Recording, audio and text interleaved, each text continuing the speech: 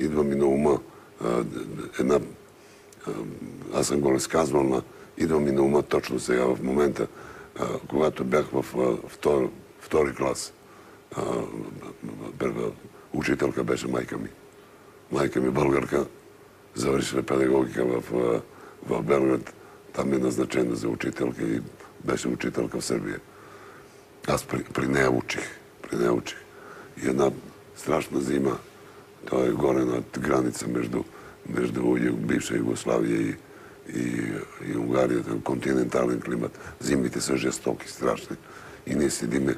Тогава нямаше парно отопление, кюмбе гори в класната стая. Тя влезе госпожата, аз така я наричах, и каза: деца, искам да излезете на прозорците, за да погледнете нещо.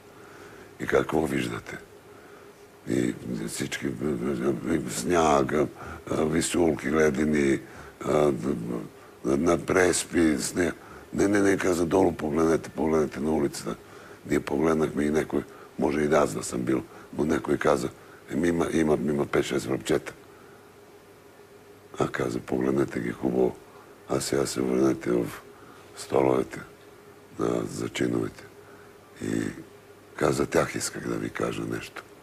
Вижте какво има едни птици, дето идват напролет, когато разцъфват вошките, когато цветята почват да цъфтят, те идват тогава у нас.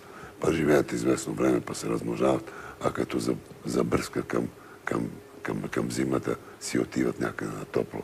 А тези, каза, връбчета, те стоят тук. Те тук са родени и тук ще умрат. Те се посинели от студ.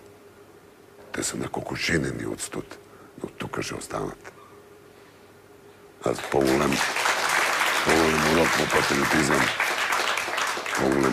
по патриотизъм, не съм чул никога.